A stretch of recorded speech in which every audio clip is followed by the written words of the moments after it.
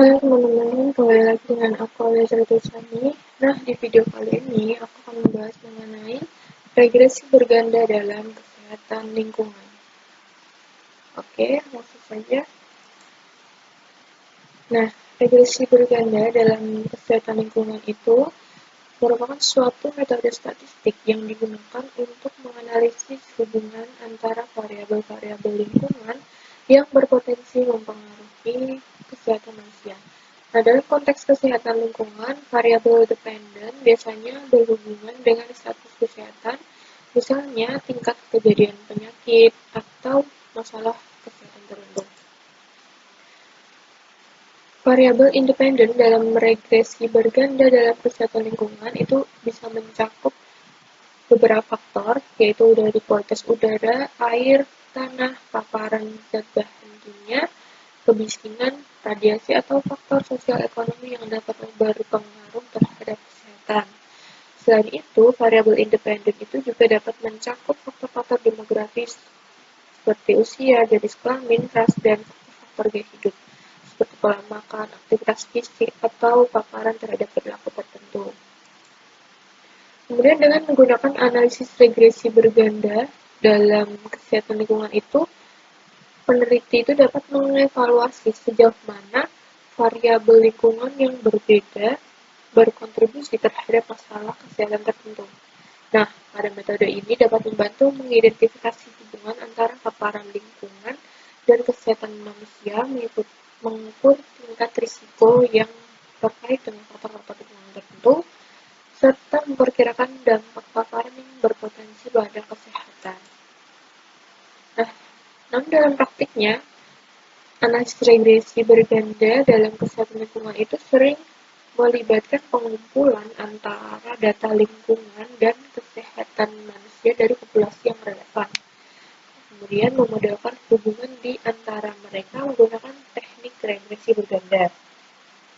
Nah, kemudian hasil analisis ini dapat memberikan pemahaman yang lebih baik tentang dampak lingkungan pada kesehatan manusia, serta memberikan dasar untuk pengembangan kebijakan dan intervensi yang lebih baik dalam upaya meningkatkan kesehatan lingkungan dan mencegah masalah kesehatan.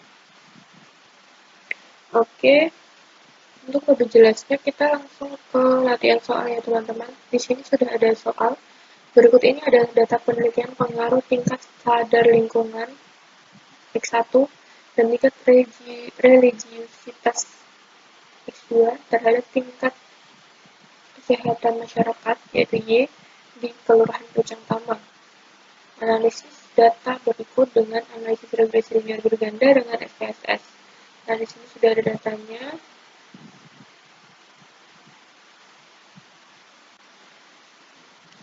Oke, di sini aku udah masuk di menu variabel view SPSS ya teman-teman. Ini di sini juga aku udah input variabel untuk X1, X2, kemudian Y. Lalu kita klik data view.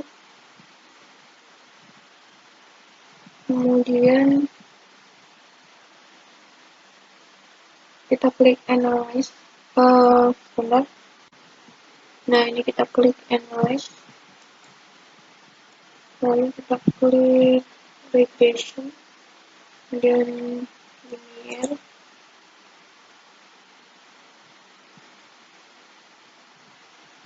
Kita klik Y untuk dependent. Kemudian X1 di bagian independent dan X2. Kemudian kita klik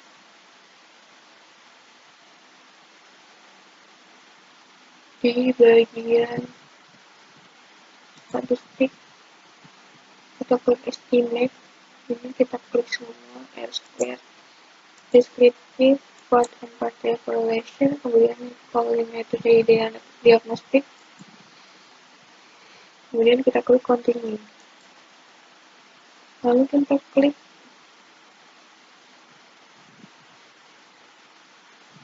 di bagian plot. Untuk plotsnya kita klik histogram. Kita klik continue. Kemudian kita klik option.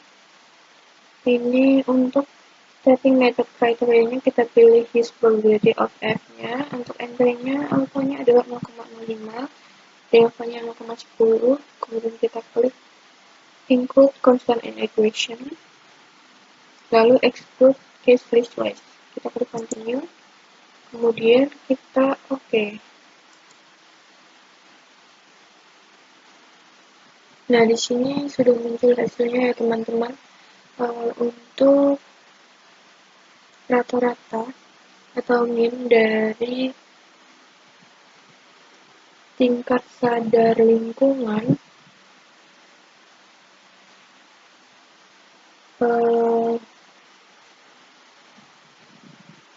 saya rata-rata dari tingkat kesehatan masyarakat atau variabel Y ini rata-ratanya adalah 75,08 dengan standar deviasinya 5,993. Dan jumlah data kita tadi ada 13 ya. Kemudian untuk X1 adalah tingkat sadar lingkungan dengan rata-rata 49,62. Nah, standar deviasi 4,942.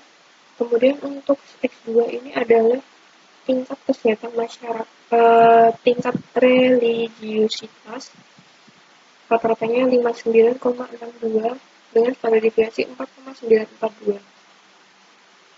Nah, di sini teman-teman, untuk nilai korelasi menunjukkan angka 0,989 antara tingkat sadar lingkungan dengan tingkat kesehatan masyarakat. Jadi, bisa dikatakan bahwa hubungannya kuat atau sangat kuat ya teman-teman. Nah, kemudian untuk nilai korelasi menunjukkan angka 0,989 itu antara tingkat religiusitas dengan tingkat kesehatan masyarakat, itu menunjukkan bahwa hubungannya juga sangat kuat. Nah, kemudian kolom R itu menunjukkan 0,989 angka korelasinya. Hal ini menunjukkan bahwa hubungan antar variabel itu sangat kuat. Kemudian untuk kolom R square-nya adalah 0,978. Merupakan kuadrat dari nilai korelasi R square, juga disebut sebagai koefisien determinasi. Hal ini berarti bahwa tingkat sadar lingkungan dan tingkat religiusitas itu dapat menjelaskan tingkat kesehatan masyarakat sebesar 97,8% dan 2,2% dipengaruhi oleh sebab-sebab lain. Kemudian untuk kolom standard error of estimated sebesar 0,936 menunjukkan bahwa nilai rata-rata dari seluruh data yang menyimpang dari garis regresi. Hal ini menandakan bahwa model regresi ini baik digunakan karena standar deviasinya itu lebih kecil dibandingkan dengan standar deviasi dari tingkat kesehatan masyarakat, yaitu sebesar 5,993. Seperti itu ya teman-teman. Kemudian untuk penyusunan persamaan garis regresi dari data di atas dapat menggunakan nilai-nilai dari kolom B, yaitu kolom unstandardized coefficient dari kolom B dapat didapat konstannya sebesar 3,601, sedangkan untuk nilai koefisien dari variabel tingkat sadar lingkungan itu sebesar 0,901.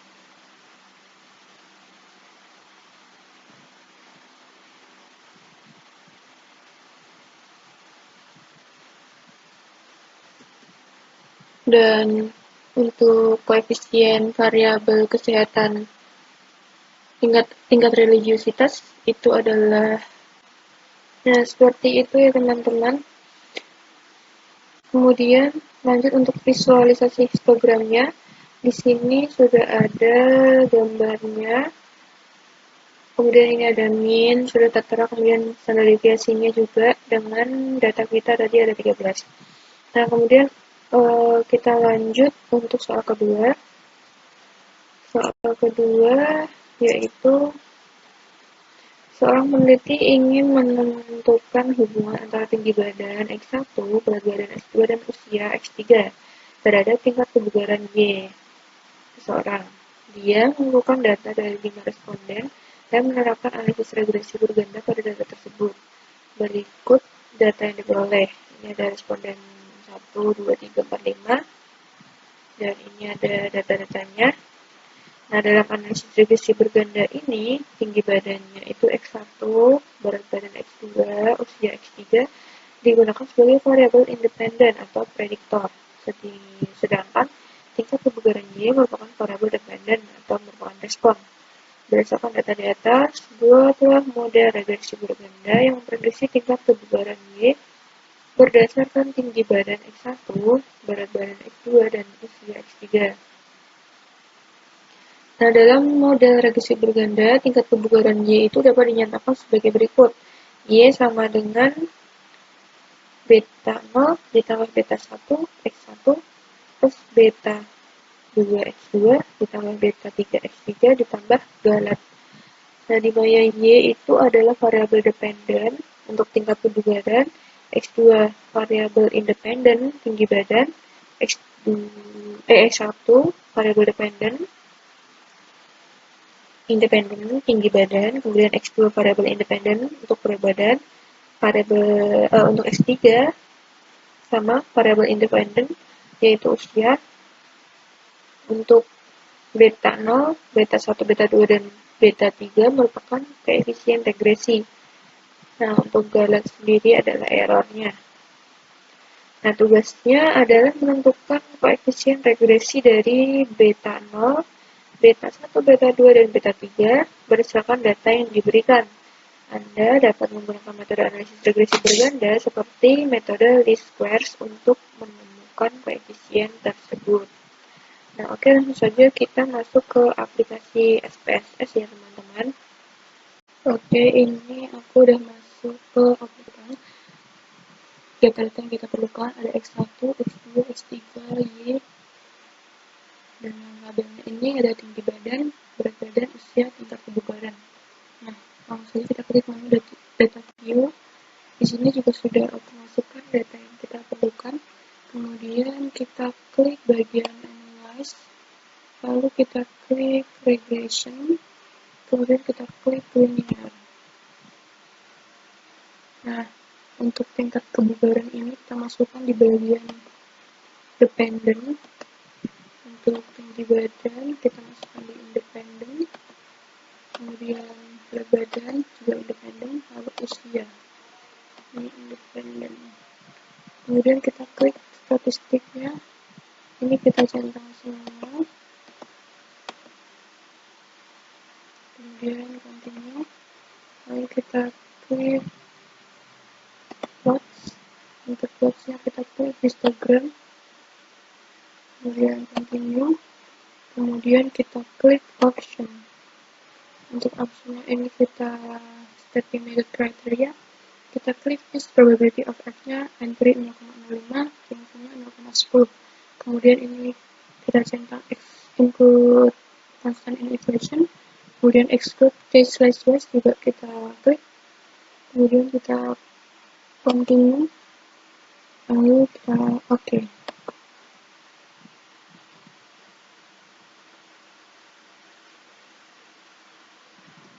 Nah, ini sudah muncul ya hasilnya, teman-teman. Di sini untuk rata-rata tingkat kebugaran yaitu ada 74,00 dengan standar deviasi 4,950. Dengan data kita tadi ada 5 data. Kemudian tinggi badannya rata-ratanya adalah 169,00. Standar deviasinya adalah 9,618. Kemudian untuk berat badan rata-ratanya adalah 63,60 dengan standar deviasi 6,107. Kemudian usia ada 30 rata-ratanya, 30,00, kemudian standar deviasinya adalah 3,808. Nah, kemudian untuk nilai korelasinya antara tingkat kebugaran dengan tinggi badan adalah 0,972. Hal ini menunjukkan bahwa hubungan antara tingkat kebugaran dan tinggi badan itu adalah sangat kuat. Kemudian untuk hubungan antara nilai korelasi antara tingkat kebugaran dengan berat badan adalah 0,984. Hal ini menunjukkan bahwa hubungan antara tingkat kebugaran dan berat badan adalah sangat kuat. Kemudian untuk tingkat kebugaran dengan usia juga menunjukkan korelasi yang sangat kuat. Ini nilai korelasinya adalah 0,902 ya teman-teman. Kemudian bisa kita lihat bahwa untuk kolom R sendiri ini adalah 0,999. Hal ini menunjukkan nilai korelasi bahwa hubungan antara variabel itu sangat kuat. Kemudian untuk kolom R square-nya adalah 0,998, merupakan kuadrat dari nilai korelasi R square, juga disebut dengan koefisien determinasi. Hal ini berarti bahwa usia, tinggi badan, dan berat badan itu dapat menjelaskan tingkat kebugaran sebesar 99,8% dan 0,2%-nya dipengaruhi oleh hal-hal lain, sub-sub lain. Kemudian untuk kolom standar error of estimate sebesar 0,447. Hal ini menandakan nilai rata-rata dari seluruh data yang menyimpang dari baris regresi. Nah, hal ini juga menandakan bahwa model regresi ini baik digunakan karena standar deviasinya itu lebih kecil dibandingkan dengan standar deviasi dari tingkat kebugaran sendiri, yaitu sebesar 4,950. Nah, kemudian untuk penyusunan persamaan garis regresi dari data di atas dapat menggunakan nilai dari kolom B, yaitu kolom unstandardized koefisien. Dari kolom B didapat bahwa konstannya itu adalah 16,879, sedangkan untuk nilai koefisien variabel tinggi badan adalah 0,16, berat badan 0,427, dan untuk usia 0,403. Sehingga didapatkan persamaan garis regresinya adalah Y sama dengan 16,879 ditambah 0,106x1 ditambah 0,427x2 dan ditambah 0,403x3 untuk Y sama dengan variabel tingkat kebugaran. Kemudian X1 adalah variabel tinggi badan, X2 adalah variabel berat badan, dan X3 adalah variabel usia. Nah, kemudian teman-teman di sini juga sudah ada histogram, visualisasi histogram dari data tingkat kebugaran yang kita miliki. Seperti ini gambarnya, sudah tertera, ini ada datanya min, standar deviasinya berapa, dan data kita tadi ada 5. Oke, sekian contoh soal dari analisis regresi dalam kesehatan ini. Semoga bermanfaat. Sampai jumpa di video selanjutnya. Terima kasih.